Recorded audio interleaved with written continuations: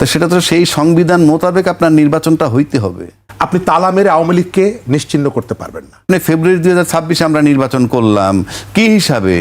আমরা মেনে নিছি বলে, আমরা মেনে নিছি, এটাই হলো আইন। এখন আপনি যদি বলেন লিখিত নাই, সেটা তো ভিন্ন কথা। সংবিধান মোতাবেক নির্বাচন হলে তো অন্তর্বর্তীকালীন সরকার কি সংবিধানে আছে? সে দিল নির্বাচন, আমি সেই নির্বাচনে গেলাম, তো সেটা আমার পক্ষে আইলো, আমি নিয়ে নিলাম, আমি গণভোট নিলাম না, গণভোট মানলাম না, কিছু করার নাই। কারণ বাংলাদেশে তো নতুন না আমাদের। বলা হয়েছে যে আগের সরকার প্রশাসনিকভাবে মারাত্মকভাবে ব্যর্থ, তাহলে নতুন সরকার যে আসলো সবার আগে তালাটা খোলা হইলো কেন? নির্বাচনের পরপরই আমরা দেখছি যে তালা খুলে কার্যক্রম শুরু করার একটি চেষ্টা তারা করছেন।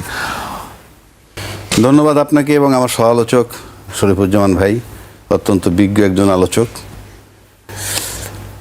এই প্রশ্ন যেটা করলেন, এতে প্রথমেই প্রশ্ন আসে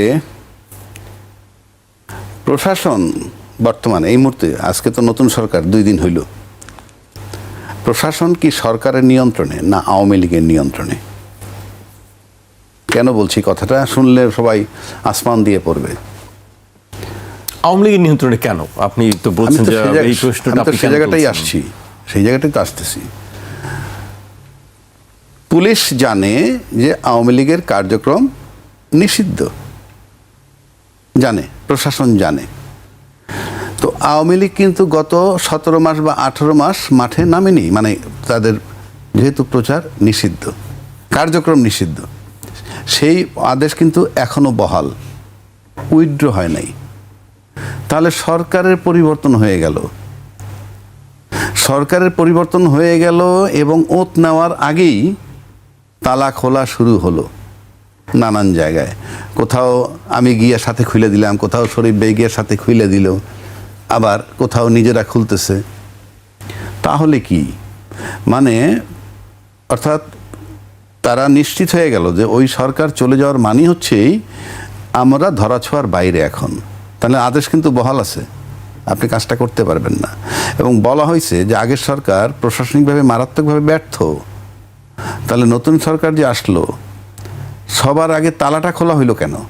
মানে তালা খুলতেছে, আমি কিন্তু কোনোটার বিরোধী না, কিন্তু কার্যক্রম তো নিষিদ্ধই আছে এখনো। আরে কার্যক্রম নিষিদ্ধ, তাহলে আপনি অফিস যখন খুলতেছেন, আপনি কার্যক্রম অফিসে বসাও কার্যক্রম, আপনি কার্যক্রম নিষিদ্ধ মানে কি? এটা অফ থাকবে। আপনি কার্যক্রম উইথড্রলে তো আপনি অটোমেটিক খুলবেন, ও তাহলে খুলতে পারবেন, এরপর বৈশা চা খাইতে পারবেন, এরপরে আলাপ করতে পারবেন, তারপরে মিছিল করতে পারবেন। কথার কথা বলছি, আমি কিন্তু তাদের ওইটার বিরোধী না, আমি আমার আইনের কথা বলছি যে আমার আইনটা কোথায়। মানে নির্বাচিত সরকার আসলেই যে আইনটা কার্যকর হয়ে যাবে বা তারা বেশি, প্রশাসন বেশি ইফেক্টিভ হবে, সেটা আমি দেখতেছি না। এখন আসেন, যতক্ষণ পর্যন্ত উইথড্র না হয় আপনি অফিস খুলতে পারবেন না, কিন্তু আপনি খুলে ফেললেন কিভাবে? যে সরকার আসছে, সরকার আসার পর যদি তার এরকমভাবে সরকার আমাদের ফেভারেবল এবং প্রশাসন আমাদের কিছু বলবে না, এই দুইয়ের সমন্বয় পাইছে বলে এটা খুলতেছে, তা নাহলে খোলে কিভাবে? আপনি, এটা সিম্পল বিষয়। এখন আসেন, যেমন ধরেন যদি বলা হয় যে অন্তর্বর্তীকালীন সরকারের সময় যে সমস্ত সিদ্ধান্ত নিছে সেগুলো মানতে বাধ্য নয়, আমি সব দিকই বলতেছি যে তারা মানবে না, অন্তর্বর্তীকালীন সরকার সিদ্ধান্ত দিছে সেই জন্য মানলাম না, সে ধরনের কোনো বক্তব্য, সেজন্য বক্তব্য আসেও নাই। তাহলে আমি আলটিমেটলি দেখতেছি যে আমার, মানে এটা যদি আপনি আইনি চেহারা ধরেন, আপনি প্রাথমিকভাবে আমি দেখতেছি যে প্রশাসন কাজ দেখাচ্ছে না। আপনি খুলেন কিভাবে? সোজা সিম্পল হিসাব। আমাদের তো সাথে সাথে এখন পাইতে হবে যে এই আওয়ামী লীগের অফিসগুলো খোলা সঠিক হয় নাই এবং আইনি অ্যাকশন নেওয়া উচিত।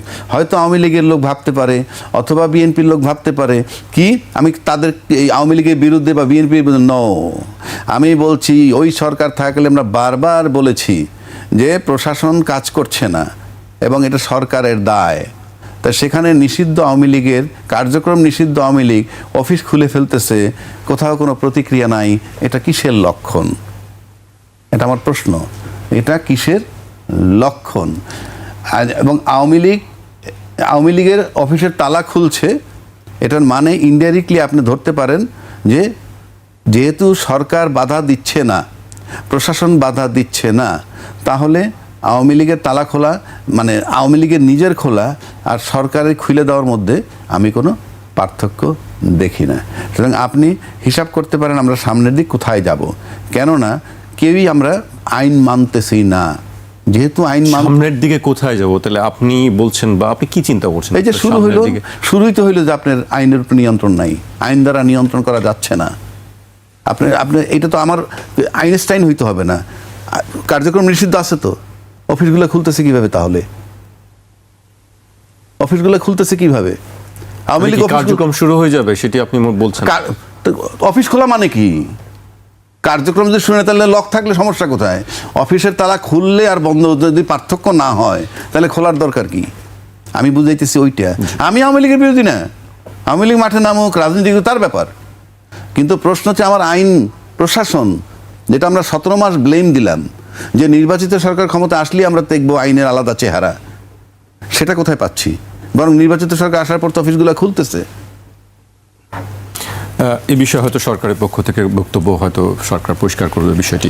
আমি শরীফুজ্জামান শরীফের কাছে আসতে চাই। শরীফ ভাই, আজকে সুজনের একটি অনুষ্ঠান ছিল, সেখানে বলা হচ্ছে যে সংসদ নির্বাচনে বিরোধী দলের পক্ষ থেকে বিজয়ী দলকে অভিনন্দন জানানোর নতুন রাজনৈতিক সংস্কৃতির ইঙ্গিত, কিন্তু মন্ত্রিসভার শপথ অনুষ্ঠান বর্জন নতুন শঙ্কার জন্ম দিয়েছে।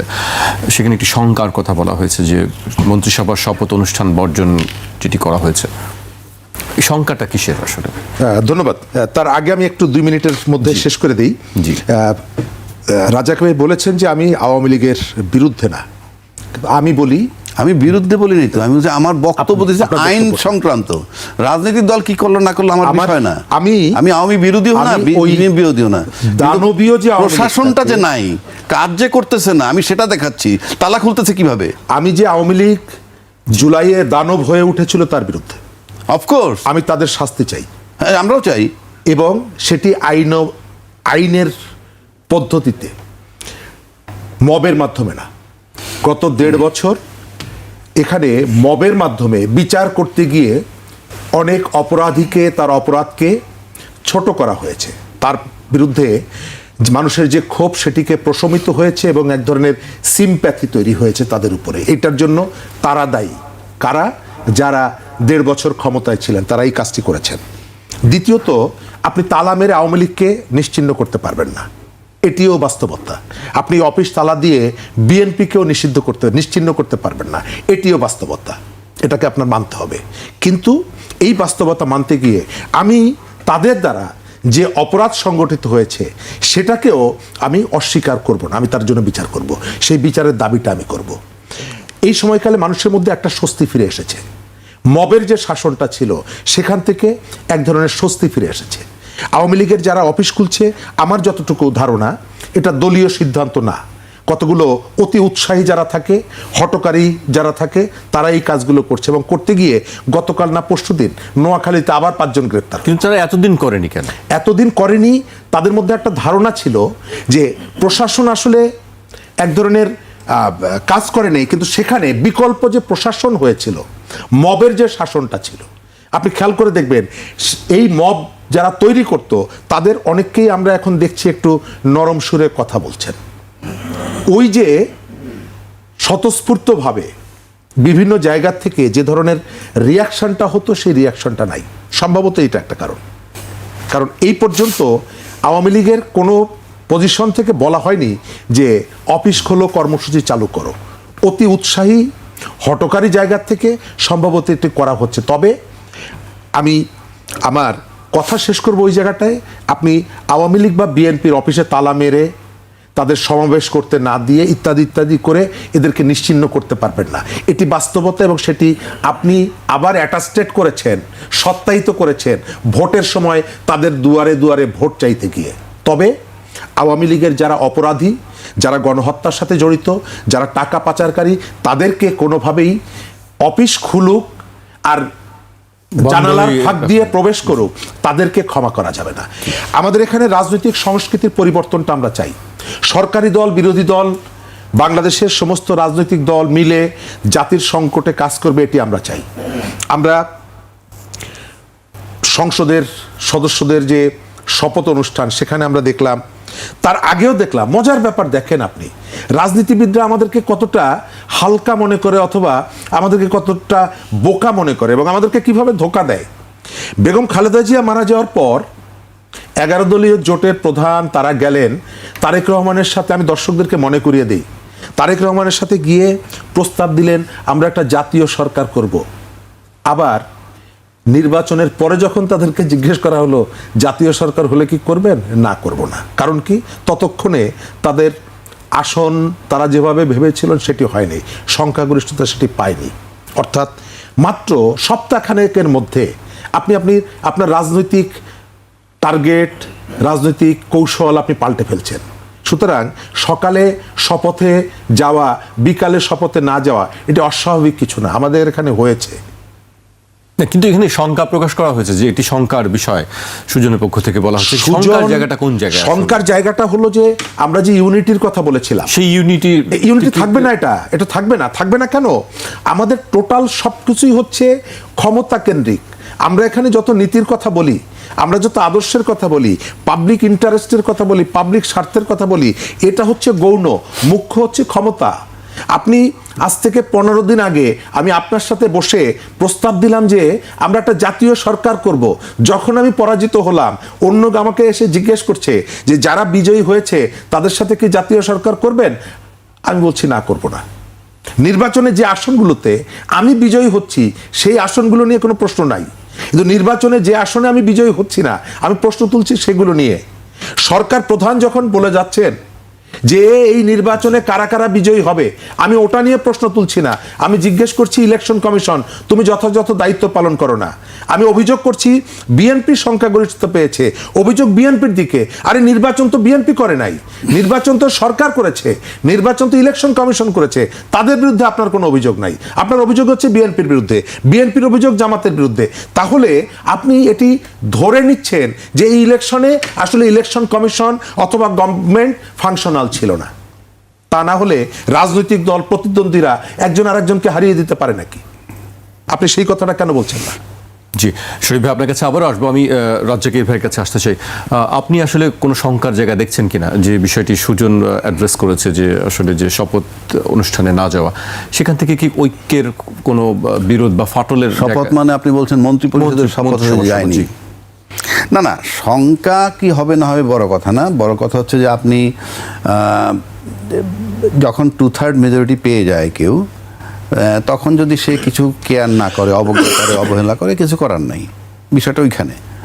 কেননা কতগুলো বিষয় আছে, আপনি যদি বলেন যে আইনে নাই, তো আইনে তো সব থাকবে না। যেমন ভাই বোনের সম্পত্তি কি, ভাই পায় ডাবল, বোন পায় ভাইয়ের অর্ধেক, তাই না?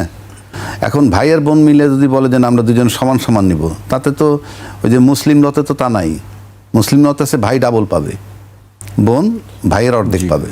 কিন্তু ভাই বোন মিলে যদি বলে দেন আমরা দুজনে সমান ভাগ করে নিই, তাহলে আইনে কিছু আসে যায় না। তা আমরা এখন যেমন কথা তুলতেছি, আইনে নাই, কি নাই, আইনে গণভোট নাই। কিন্তু আমি তো গণভোট মেনে নিছি, গণভোট করব। গণভোট করার জন্য সরকার একটা অধ্যাদেশও জারি করছে। তার ভিতরে বলা আছে গণভোটটা ফাইনালি কার্যকর কিভাবে হবে। না হইলে সেটা ভিন্ন কথা। গণভোট মেনে নিলাম, নির্বাচনের সময় বললাম যে হাতে ভোট দাও, আমরা তো মেনে নিলাম। তো মেনে নেওয়ার পর যদি আমরা এখন দুইটা ওত নেওয়ার কথা, একটা নিলাম সংবিধান হিসেবে, আরেকটা হচ্ছে সংবিধান সংস্কার পরিষদের সদস্য হিসেবে, আপনি তখন নিচ্ছেন না। আপনি যদি না নেন কি করার আছে? এখন আপনি নিচ্ছেন না বইলে আবার মন্ত্রী পরিষদে আমরা গেলাম না, মানে যারা গেল না তাদেরই বা কী করার আছে? এখন এটা তো মনে করেন শঙ্কা বলতে কি, আপনার ফ্রম ডে ওয়ান তো একটা মতবিরোধ, একটা অনৈক্য যেটা চলমান ছিল 8 মাস, তারপরে গেলাম গণভোটে, আবার চলে আসলো, সেই শঙ্কার জায়গা তো রয়েই গেল। এখন শঙ্কা বলতে সবসময় পার্লামেন্টে আইনি লড়াইটাও তো শঙ্কা। এখন এই যে আমি যদি না মানি, এখন আমার 2/3 মেজরিটি আমি মানলাম না, তো কি হবে?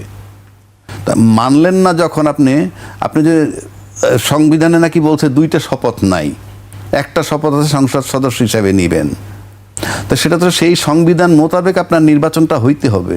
সেই সংবিধান মোতাবেক নির্বাচন হইতে গেলে তো প্রধানমন্ত্রীর ক্ষমতায় থেকে 3 মাস মেয়াদ থাকতে নির্বাচন হইতে হবে। সেই সংবিধান থাকলে তো আপনাকে সংসদ ভেঙে যাওয়ার পর 90 দিনের মধ্যে কোনো কারণ না হলে আরও 90 দিন 180 দিনের মধ্যে নির্বাচন হইতে হবে। সেখানে আপনি ফেব্রুয়ারি 2026 আমরা নির্বাচন করলাম কি হিসাবে?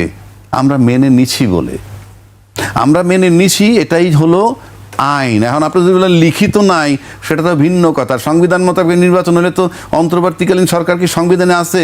সে দিল নির্বাচন, আমি সেই নির্বাচনে গেলাম, তো সেটা আমার পক্ষে আইলো, আমি নিয়ে নিলাম, আমি গণভোট নিলাম না, গণভোট মানলাম না, কিছু করার নাই। কারণ বাংলাদেশে তো নতুন না আমাদের। যদি বিষয়টা এমন হতো এটা নতুন না, এটা ওই 53 বছরের ইতিহাস এরকম। গণভোট মানার না মানার কথা তো কেউ বলছে না, গণভোট তো মানছি না তো, গণভোটটা আমি মানছি না। গণভোট মানলে তো গণভোটের আলোকে সংবিধান সংস্কার করবেন, সেজন্য সংস্কার পরিষদের সদস্য হিসেবে আপনি ওত নিবেন। আপনি ওত না নিলে মানলেন? ওত না নিলে তো মানলেন না, আপনি তো বসতে হবে এটা নিয়ে। আপনি ওত না নিলে তো এটা নিয়ে বসবেন না। এইবার আসেন যে এই মানে আমি এই যে গণভোটের কথা যেটা আমরা বলছি, এটা যদি আপনি এখন কার্যকর না করেন তাহলে কি হবে? কিচ্ছু হবে না।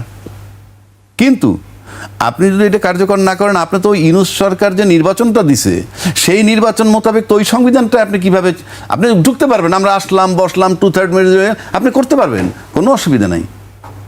কিন্তু আপনি তো নির্বাচন তো আপনাকে ওই সংবিধান মোতাবেক কেউ দেয় নাই। ওই সংবিধানের মেয়াদ থাকার 3 মাসের আগে দেয় নাই, কিংবা মেয়াদ শেষ হওয়ার পর পরবর্তী 90 দিন 180 দিনের মধ্যে হয় নাই ওই সংবিধান মোতাবেক। তাহলে এই নির্বাচনটা হলো কীভাবে? এখন আপনি এমন, আমার কাছে মনে হয় এটা সবাই জানে, বা আমি আইনজীবী হিসাবে বলতেছি, শরীফ ভাই তো বলবে যে উনি আইনে একটা বিধান আছে, যে বললাম আমি যদি মেনে নেই তখন এখান থেকে আমি আর সরে যেতে পারবো না। এটা আইন, আমি আইনের সেকশন বলতেছি না। সাধারণ লোক বলবে, আবার যদি সেকশন বলি তাহলে কিছু কিছু আইনজীবী বলবে, উনি এখানে আরেকজন আইনজীবী থাকলে আইনের বিধানটাই হলো আপনি যদি একটা জিনিস মেনে নেন, যেমন দুই পক্ষে কোর্টে মামলা হচ্ছে, দুই পক্ষ একটা জমাজমি নিয়েই মামলা হচ্ছে, কোর্ট অনেক সময় বলে হ্যাঁ মামলা শেষ করেন, মুমূর্ষ সময় গিয়ে বললাম যে না আমরা দুই পক্ষ আপোষ হয়ে গেছি, কোর্ট একটা সিঙ্গেল স্টেপ নিতে পারবে না।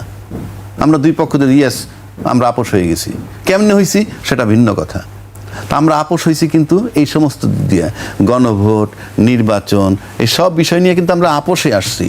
এখন আইসে যদি আপনি এখান থেকে সরে যান সেটা তো ভিন্ন কথা, আপনি সরতেই পারেন, সরতে পারলে তো আমরা নতুন কিছু পেলাম না। শপথ গ্রহণ না করাকে জুলাইয়ের অপমান আখ্যা দিয়ে তিনি বলেছেন, জুলাই না হলে তারেক রহমান কি প্রধানমন্ত্রী, আমি কি বিরোধী দলীয় নেতা হতে পারতাম। অপমান বলেছেন। ধন্যবাদ। জুলাই নিয়ে 3টা মত আছে। একটা অংশ আছে যারা জুলাইকে অস্বীকার করে, জুলাইকে ধার কাছে আসতে দেয় না। আর একটা অংশ আছে যারা জুলাইয়ের প্রকৃত যে প্রত্যাশা সেটি পূরণ হোক সেটি চায়। আর একটা অংশ আছে যারা হচ্ছে জুলাই ব্যাপারী, জুলাইকে হাটে ঘাটে মাঠে বিক্রি করে। কারা? গত 1.5 বছরে বিক্রি হয়েছে নানাভাবে। আপনার যখন প্রয়োজন হচ্ছে আওয়ামী লীগ মুক্তিযুদ্ধটাকে ব্যবহার করত, আর এখন আপনি দেখবেন যখন প্রয়োজন হচ্ছে তখন জুলাইটাকে ব্যবহার করছেন, সংস্কারটাকে তখন ব্যবহার করছেন। আপনি যখন পার্লামেন্টে নমিনেশন দিবেন তখন জুলাইয়ের প্রস্তাবনা আপনার প্রয়োজন হচ্ছে না, কিন্তু যখন বার্গেনিং করবেন তখন আপনি বারবার জুলাইকে সামনে নিয়ে আসছেন। বাংলাদেশে আপনি স্বীকার করেন বা না করেন, বাংলাদেশের বিএনপির যে ক্ষমতা, তার যে জনপ্রিয়তা, তার যে সাংগঠনিক শক্তি, এটি অন্য কোনো রাজনৈতিক দলের হলে 1.5 বছর আগে নির্বাচন হয়ে যেত। বিএনপি সংস্কার চেয়েছে, 31 দফা নিয়ে এসেছে, তখন পর্যন্ত বাংলাদেশে গণ অভ্যুত্থান হয়নি। আমরা এখন বারবার চেষ্টা করি বিএনপিকে সংস্কারের শত্রু এটি প্রমাণ করার জন্য। বাংলাদেশে বারবার চেষ্টা করি এইখানে ওই কি বলে, এখানে যারা বামরা আছে এরা হলো আওয়ামী লীগের সাথে ছিল, তাদের কর্মীরা মারা গেছে। এইখানকার শুদ্ধ শক্তি কারা? শুদ্ধ শক্তি হচ্ছে আমরা। বিএনপি খারাপ, অমুক খারাপ, তমুক খারাপ, আমরা শুদ্ধ শক্তি।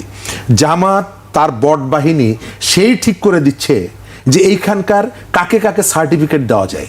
জুলাই সার্টিফিকেট। বট বাহিনী কারা আসে? এই যে সোশ্যাল মিডিয়াতে নারী থেকে শুরু করে, শিশু থেকে শুরু করে, ভিন্ন মতের হলে, প্রতিপক্ষের হলে অশ্রাব্য ভাষায় যাদেরকে গালাগালি করে, যারা গালাগালি করে, এবং যাদের আচার আচরণে অতিষ্ঠ হয়ে জামাতের আমির নিজেও, এই ভদ্রলোক একাধিকবার বলেছেন এই আচরণগুলো বন্ধ করার জন্য।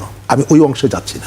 আমি আপনি এখন দেখবেন এই যে আলোচনাটা না, কালকে আপনি ইউটিউবে দেখবেন অশ্রাব্য ভাষায় গালাগালি করছে, মতের অমিল হলেই গালাগালি।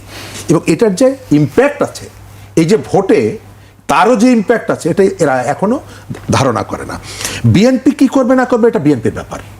তবে পাবলিকের ম্যান্ডেট বিএনপি পেয়েছে। গণভোটের শুরু থেকে শেষ পর্যন্ত অসংখ্য প্রশ্ন জন্ম দিয়েছে গণভোট। আপনি সংবিধান অর্ধেক মানবেন, অর্ধেক মানবেন না। আমি তো আপনাকে জিজ্ঞেস করব যে এই রকমের আধা কাঁচরা সংবিধান নিয়ে আপনি এই পর্যন্ত কেন এসেছেন? আপনাকে তো দায়িত্ব দেওয়া হয়েছিল, আপনি সেই সময় সংবিধান বাতিল করেননি কেন? আপনি সংবিধানের যতটুকু প্রয়োজন ততটুকু রাখবেন। আর তার ভিতর থেকে যদি সংকট তৈরি হয়, আপনি বাইরে এসে বলবেন কেউ কথা রাখেনি। তো আপনিও তো কথা রাখেননি। কথা কে কে রাখেনি? আমরা যদি একজন একজন দেখি, কেউ তো কথা রাখেনি। এই যে অনৈক্য, জুলাইয়ের যে অনৈক্যগুলো তৈরি করলেন, কেন, কি কারণে? আপনি উদীচী অফিসে আগুন দিতে হয় কেন? উদীচীতে গণ অভ্যুত্থানের কারফিউ ভাঙ্গা প্রথম সাংস্কৃতিক সংগঠন, কেন প্রথম আলোতে আপনি আগুন দিবেন? কেন ডেইলি স্টারে আপনি আগুন দিয়েছেন? ডেইলি স্টার প্রথম আলো কি এই গণ অভ্যুত্থানের পক্ষে ছিল না? আপনার কর্মীরা কি আগুন দিয়েছে? এই কাজগুলো আপনারা করিয়েছেন। এখন এসে বলছেন বিএনপি কিন্তু বিশ্বাসঘাতকতা করছে। আরে প্রথম দিন থেকে বিশ্বাসঘাতকতা কে করলো এই গণ অভ্যুত্থানের সাথে? প্রত্যেকটা মানুষকে ধরে ধরে ট্যাগ করে করে আপনি তাকে ফ্যাসিবাদের দোসর, ফ্যাসিবাদের দালাল। যেই আপনার পক্ষে নাই সে হলো ফ্যাসিবাদের দালাল। আপনি এই পক্ষের শক্তিকে বিভক্ত করেছেন। আপনি গণভোটে সরকার অংশ নিতে পারে না। নির্বাচন কমিশন, কোন নির্বাচন কমিশন? শেখ হাসিনার নির্বাচন কমিশন না। এই গণঅভ্যুত্থানের ভেতর থেকে যে কমিশন গঠিত হয়েছে সেই বলছে যে সরকার এই প্রচারণা চালাতে পারে না। আপনি কেন চালিয়েছেন? সরকার এটি চালাতে পারেন, এটি দণ্ডনীয় অপরাধ। এটি তো আওয়ামী লীগের ইলেকশন কমিশন তো বলেনি। এই গণ অভ্যুত্থানের স্পিরিট থেকে গঠিত যে ইলেকশন কমিশন, আপনার এক জেলায় টোটাল যে ভোটার, গণভোটে তার থেকে 1.5 গুণ বেশি ভোট পড়ে। হা ভোট কোথা থেকে আসে? শরীফ ভাই, আপনার কাছে আবারও আসবো। প্রশ্ন রেখেছেন শরীফ ভাই বেশ কিছু, সংবিধান নিয়েও কথা বলছিলেন। সংবিধান সংস্কার করার কথা উঠেছিল 5 আগস্টের পরে। সংবিধান পুনরায় নতুন করে লেখা হবে কিনা, এই সংবিধান চলবে কিনা, অনেক কথা আমরা 5 আগস্টের পর শুনেছি। কি হলো আসলে শেষ পর্যন্ত? শেষ পর্যন্ত তো আমরা সেই সংবিধান সংস্কারের নামেই আমরা গণভোটে গেলাম। এটা তো এমনি এমনি হয় নাই। 8 মাস ধরে মানে দৌড়াদৌড়ি কইরে তারপরে আমরা গণভোটে গেলাম। এটা তো সংবিধান সংস্কার করার জন্যেই। এখন যদি ইভেন আপনার এই ক্ষমতাসীন যে দল আজকে, তাদের চেয়ারম্যানও তো বলছে গণভোটে হাতে পেয়ে। আমি তো মনে করি তারপরেই গণভোট জয়যুক্ত হয়েছে। আপনি ভোট নিয়ে যেটা বললো যে এক জায়গায় বেশি কাস্ট হয়েছে, এটা সরকারের ব্যাপার, কি নির্বাচন, সেই বিতর্ক তো আছেই। সেটার জন্য তো সব কিছু থেমে যায়নি। নির্বাচন হয়েছে, নির্বাচনের ফলাফল হয়েছে, এগুলো নিয়ে এখন আমাদের কোনো কোশ্চেন নেই। এগুলো নিয়ে যা বলার আমরা আগে বলছি, নির্বাচনেরও আগে বলে দিছি, সেটা অন্য কথা। কিন্তু আপনি যেহেতু হায়ের পক্ষে সবচেয়ে বেশি বড় দল যিনি জয়লাভ করে 2/3 মেজরিটি নিচ্ছেন, তাদের চেয়ারম্যানও তো হাতে ভোট দিতে বলছেন। হাকে জয়যুক্ত, এবং যেভাবে ধানের শীষে আপনারা ভোট দিবেন, একইভাবে গণভোটকে হাতে ভোট দিয়ে জয়যুক্ত করতে হবে। তাহলে তো ওনাদের ডিজায়ার মোতাবেকই তো এই গণভোট জয়যুক্ত হয়েছে। তা জয়যুক্ত যদি হয়ে থাকে, তাহলে এটা এখন আমি তো একটু আগেই আপনাকে বললাম, আইনে কি না আছে নাই বড় কথা না। আইন মানলে আইনও তো আমি বললাম, আইন বললো তো আমি এই সংবিধান মোতাবেক আপনার 2024-29 নির্বাচন হওয়ার কথা। 2026 তো কোনোভাবে নির্বাচন নাই। সংসদ ভেঙে যাওয়ার পর সর্বোচ্চ 7ই ফেব্রুয়ারি 2025 মধ্যে 180 দিনের মধ্যে যদি নির্বাচন হয়, সেটা তো হয় নাই। তাহলে আমরা তো কোনো দিকেই নাই। আমরা আসি কিসে এখন? আমরা তো কিভাবে আসি? এই যে কোনো কিছুতে নাই, আমাদের মতে আমরা চলে যাচ্ছি আইন বানাইয়ে। এখন হচ্ছে তো, নির্বাচন হইল, সরকার গঠন হইল। এখন এই যে গণভোটের যে ফলাফলটা, আমি যদি সিম্পল অন্য লজিকে আসি, আপনাকে যদি অন্য লজিকে আসি, সেই লজিকটা কি, যে ধরেন এই গণভোট মোতাবেক, বাদ দিলাম সব কিছু, গণভোট মোতাবেক যদি সংবিধানটা সংস্কার হয়ে যায়, উপর কক্ষ নিচের কক্ষ, কে কয় টার্ম থাকতে পারবেন না, এই যা যা আছে সব যদি হয়ে যায়, আপনি আমার সিম্পল বলেন তো, দেশের কি ক্ষতি হবে এতে? দেশের কোনো ক্ষতি নাই। জনগণের কি ক্ষতি হবে? সাধারণ জনগণের কোনো ক্ষতি নাই। তাহলে ক্ষতিটা হবে কার? আপনি 70 অনুচ্ছেদ বাতিল করবেন, ভালো কথা, কিন্তু আমি গণভোটের আলোকে যদি সংস্কারটা হয়ে যায়, নতুন তো না, সংশোধিত সংবিধান হয়ে যায়, তাহলে ক্ষতিটা হবে কার? সেই জায়গাটায় যেতে হবে। জনগণের উপকার হবে, রাষ্ট্রের ক্ষতি হবে না, আন্তর্জাতিকভাবে কোনো ক্ষতি হবে না, সিম্পল আভ্যন্তরীণ বিষয়। তাহলে আমার করতে দোষ কি? যেটায় জনগণের উপকার নিহিত, জনগণের ক্ষতি নিহিত নাই, রাষ্ট্রের ক্ষতি নিহিত নাই। এখন যদি শুধু আমার ক্ষতি চিন্তা করি, আমি তার জন্য না করি, তাহলে তো আমি আমারটা দেখলাম, রাষ্ট্র দেখলাম না, রাষ্ট্রের জনগণ দেখলাম না। এতে কনক্লুশন দাঁড়াবে ওটাই যে দিন শেষে 24শে জুলাই 24-এর যে আন্দোলন হয়েছে, প্রাণগুলা অহেতুক দেওয়া হইল এবং আলটিমেটলি আমরা সেই সাবেক জায়গায় ফেরত যাচ্ছি। কারণ যে সংস্কারের কথা বলা হয়েছে, এইটা আছে গণভোটের আবরণে, যে এটা যদি না হয় আপনি বাদ দিয়ে রাখেন, তাহলে আপনার আমার মতো আমি করে নিব, এটাই নিয়ম, এভাবেই চলে আসছে, সামনে হয়তো আমরা সেভাবে চলবো। এখন প্রশ্ন হচ্ছে সেটা চলতে পারবে কি পারবে না? বিরোধী দল আছে, তারা কি করবে, পার্লামেন্টে কি করবে, কিভাবে আর্গুমেন্ট হবে, টাইম ইজ দ্য বেস্ট জাজ। শরীফ ভাই, আপনার কাছে আবারও আসতে চাই, এবার একটু অন্য বিষয়ে আমরা যেতে চাই। রোজা শুরু হয়ে গেছে, কিন্তু বাজারে আমরা রোজা শুরু হওয়ার কয়েকদিন আগে থেকেই দেখছি যে জিনিসপত্রের দাম বেড়েছে। লেবু নিয়ে খুব বেশি আলোচনা হচ্ছে, হালি 100 টাকার উপরে, সেটি এখনও নামেনি। আজকে সবগুলো সংবাদ মাধ্যমের আমি দেখেছি যে বাজারটি একটি বড় জায়গা ছিল। কি আপনার কাছে আসলে আমার কাছে যেটা মনে হয় যে প্রতি রোজা আমাদের দেশের মানুষ, এক শ্রেণীর মানুষের সীমাহীন লোভ, স্বল্প সময়ের মধ্যে আমি ধনী হতে চাই। 150 টাকায় হালি বিক্রি করছে। আপনি ধর্মের কাহিনী শোনাতে পারবেন? আমি ওই জায়গাটায় বলি আপনাকে, একটা দেশ অনবরত তার নাগরিকদের পাছার উপরে বেতের বাড়ি দিয়ে রাষ্ট্র চালানো যায় না। আপনাকে কখনো কখনো সভ্য হতে হয়, কোথাও কোথাও আপনাকে মানবিক হতে হয়। আমরা মানুষের জন্য রক্ত দেই না, আমরা তো রক্ত বিক্রি করি না। যখন শুনি একজন মানুষ মুমূর্ষ, তার কাছে ছুটে যায় জীবন বাঁচাতে, এটা আমাকে কেউ পুলিশ দিয়ে নিয়ে যায় না, এটি আমার ভেতরের কতগুলো বোধ আমাকে সেখানে নিয়ে যায়। আপনি আপনার দেশে, আমি একমত হবেন, এই যে কাজগুলো করছে এর মধ্যে একটা বিরাট অংশ সন্ধ্যাবেলায় তিনি ধার্মিক এই পরিচয়টা দেবেন, যিনি 30 টাকার লেবু রোজাদারকে সামনে পেয়ে ধর্মের সমস্ত বিধিবিধান, তার যে বিশ্বাস, তার যতটুকু জানা বোঝা সব উপেক্ষা করে, শুধু লেবু নয়, আমি উদাহরণ হিসাবে বললাম, সমস্ত পণ্য। আমার এর ভেতর থেকে আপনি শিখছেন সবার উপরে মুনাফা সত্য, তাহার উপরে নাই। আপনার সামাজিক বিবেক, বোধ, বিবেচনা, ধর্ম, বিশ্বাস সব কিছুর উপরে হচ্ছে মুনাফা। তার জন্য আপনি আপনার জীবন দিয়ে দিতে পারেন, এক। দ্বিতীয়ত, সরকার কতটুকু কি করতে পারে, সরকারের কতগুলো ভূমিকা থাকার আছে, সরকার রাখতে পারে। কিন্তু মাত্র 2 দিন আগে তারা যে সরকারটা সর্বশেষ দায়িত্ব নিয়েছে, তাদের কাছ থেকে আমি এই মুহূর্তে বলতে পারি না যে আপনি এই কাজগুলো কেন করেননি। তবে ডক্টর ইউনূস দায়িত্ব নেওয়ার পর প্রথম যে রোজা, মনে থাকার কথা, তিনি বেশ কতগুলো জায়গায় সফলতা দেখিয়েছিলেন। আমি আশা করব যে এই সরকার একটা রাজনৈতিক সরকার, তার তুলনামূলকভাবে তার গ্রহণযোগ্যতা, তার নেটওয়ার্ক, তার অভিজ্ঞতা, আবার তার কিছু কাজের বিতর্ক সবগুলোই আছে। সুতরাং তারা একটা চেষ্টাটা করবেন। আর আমরা যারা নাগরিক হিসাবে আমাদেরও একটু কোথাও একটু সচেতন হওয়া দরকার। লেবুর দাম বেড়েছে, আমি একসঙ্গে 15টা লেবু আমার কেনার প্রয়োজন নেই। দাম কত, কেন হচ্ছে, একটু গবেষণা করা দরকার, দেখা দরকার। এটা খুব কঠিন কাজ না। পুরোটা পথ ধরে সিন্ডিকেট ভাঙতে পারলে লেবুর দাম কমবে, ভাঙতে না পারলে কমবে না। Very simple. এখন রাজনৈতিক সরকার আসছে, তারা ইতিমধ্যে আমরা দেখছি এক একজনে বলছে কোনো সিন্ডিকেট থাকবে না। আমরা দেখতে চাই, এখনই মন্তব্য করতে চাই না, দেখি সিন্ডিকেট ভাঙে কিনা। গোলায় দাম কত আর বাজারে দাম কত পার্থক্য হলে বা টাকাটা বাড়লো কিভাবে, এই মাঝখানে সব সিন্ডিকেট। যদি ভাঙতে না পারে, অতীত সরকারের যে দোষ দেওয়া হয়েছে সেগুলো, সিন্ডিকেটের মধ্যে আসলে কারা থাকে, যারাই থাকুক দায়িত্ব সরকারের। সুতরাং সরকারকে যদি এই সিন্ডিকেট, রাজনৈতিক সহযোগিতা ছাড়া এটি, এবং এই সরকার যদি এই সিন্ডিকেট ভাঙতে না পারে, রাজনৈতিক সরকার ক্ষমতা এসে, তাহলে অতীতের যে যত আমরা হেনস্থ, সেটার দায় দায়িত্ব তাদেরকে নিতে হবে। যেটা ভাঙা সম্ভব না, বলতে হবে, খালি মুখে বললে হবে না। কারণ বাজারে দাম কত, গোলায় দাম কত, এই পার্থক্য কেন, এটার দায়িত্ব সরকারের, এবং কেন হয় এটাকে রোধ করতে হবে সরকারের।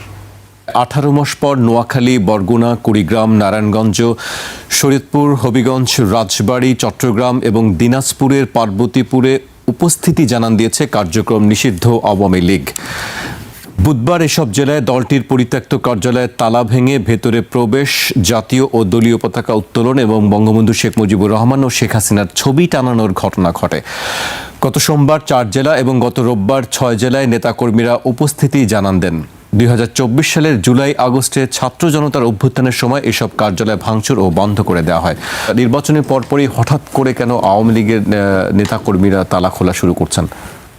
গত কয়েকদিন ধরে এই আলোচনাগুলো হচ্ছে।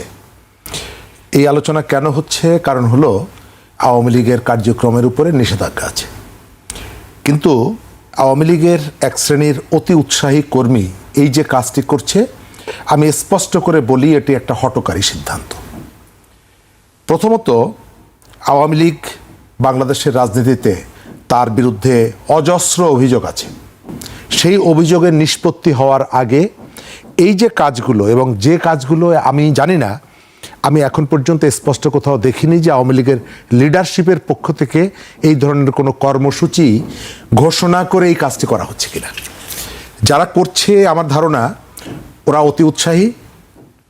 যারা এটিকে সোশ্যাল মিডিয়ায় প্রচার করছে তাদের মধ্যেও এক ধরনের মজার বিষয় যে তারা প্রচার করছেন কিন্তু নিজেরা অংশগ্রহণ করছেন না।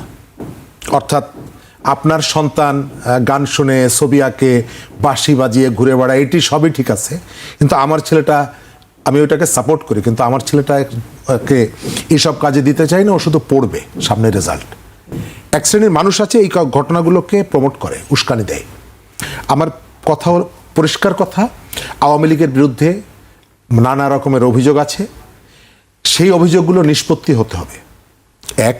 দ্বিতীয়ত, আওয়ামী লীগকে নিয়ে আমাদের সোসাইটি বা আমাদের সরকার যে ধরনের এখানে যে অ্যাক্টিভিটিগুলো করেছে, যে ধরনের ট্রিটমেন্টটা দিয়েছে, এটাকে আমি সঠিক মনে করি না।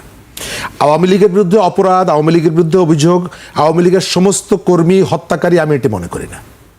আবার আওয়ামী লীগকে দেখা মাত্র আপনি তাকে ধরে জেলে ঢুকাবেন, এবং আমাদের আগের স্বরাষ্ট্র উপদেষ্টা যেটি বলে গিয়েছিলেন, আগে ধরে নিয়ে আসো তারপরে মামলা করে দাও। অর্থাৎ আক্রোশের জায়গাটা, উন্মাদনার জায়গাটা কতটুকু, রাষ্ট্র কতটুকু উন্মাদ হতে পারে। আপনি একজন খুনির সঙ্গেও ন্যায় বিচার করতে হয়। একজন মানুষকে, ফাঁসির দণ্ডপ্রাপ্তকে ফাঁসি দেওয়ার আগে তার শারীরিক সুস্থতা পরীক্ষা করা হয়। অর্থাৎ আপনি একজন মানুষকে আইনি প্রক্রিয়ায় তার একটা অপরাধের বিচার করলেন, কিন্তু শেষ পর্যন্ত সে আপনার কাছ থেকে মানবিক আচরণ প্রত্যাশা করে, আপনি সেটি করছেন না। এখানে আওয়ামী লীগের বিরুদ্ধে যে ধরনের অভিযোগ আছে, এই অভিযোগগুলো আমি সব অভিযোগে মিথ্যা, আমি এটি বলছি না, কিন্তু আবার আওয়ামী লীগকে যেখানে পাবো সেখান থেকে পঙ্গু রাজশাহী বিশ্ববিদ্যালয়ের একজন ছাত্রনেতা সন্তানের দুধ কিনতে গেছে, তাকে কুপিয়ে মেরে ফেলার ঘটনা ঘটেছে, এটাকেও কখনো সমর্থন করা যায় না। যতগুলো জায়গায় আইন বিরোধী কাজ হয়েছে, সেটি জুলাই অভ্যুত্থানের সময় হোক, সেটি জুলাইয়ের আগেও হোক, আমরা বলতে পারি যে রাজশাহী বিশ্ববিদ্যালয়ে কুপিয়ে মারা হয়েছে, তো বিশ্বজিৎকেও কুপিয়ে মারা হয়েছিল, কোনোটাই সমর্থন করার মতন বিষয় না। বিশ্বজিৎকে কুপিয়ে মারাটাকেও যেমনিভাবে এটার সমালোচনা হবে, বিচার হবে। রাজশাহী বিশ্ববিদ্যালয়ের একজন সাবেক ছাত্র, বিশ্ববিদ্যালয় কর্মচারী, সেটি নাই হোক, তিনি একজন মানুষ, তিনি তার সন্তানের জন্য দুধ কিনতে গেছেন, তাকে কুপিয়ে মেরে ফেলবেন, কোনোটাই সমর্থনযোগ্য না। কিন্তু আমাদের সমস্যাটা কি? আমাদের সমস্যাটা হচ্ছে আমরা আওয়ামী লীগকে বিচারের মুখোমুখি দাঁড় করাই ততক্ষণ পর্যন্ত যতক্ষণ পর্যন্ত আমি না ঠেকে যাই। আমি যখন ঠেকে যাই তখন আওয়ামী লীগকে আমি ব্যবহার করি ভাঙ্গা ছাতার মতো, ভাঙ্গা কুলার মতো। আওয়ামী লীগ ফ্যাসিস্ট, কিন্তু ভোটের সময় আওয়ামী লীগ ফ্যাসিস্ট না।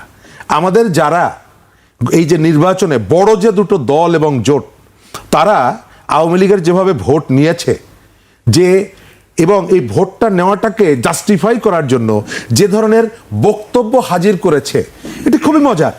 আপনি যে আওয়ামী লীগকে গত 1.5 বছর, এটি কিন্তু দুই জোটই করেছে, আমি একজনের দোষ দিচ্ছি না, দুই জোটই করেছে। এবং আপনি মজার করে দেখেন, গত 1.5 বছর আপনি যাকে ফ্যাসিস্ট বললেন শেখ মুজিবুর রহমান, তার বাড়ি একাধিকবার ভাঙলেন। এবং এটি আপনি যে কোনো দৃষ্টিতে দেখেন না কেন, গত তত্ত্বাবধায়ক সরকারের যতগুলো কাজ সব থেকে বেশি সমালোচিত হবে, অন্তর্বর্তী সরকারের সব থেকে বেশি সমালোচিত হবে, তার একটা হলো এই যে 32 নম্বর ধানমন্ডিকে এইভাবে ভাঙা। এটি ইতিহাস বিচার করবে তাদের, কিন্তু আমি সেখানে যাচ্ছি না।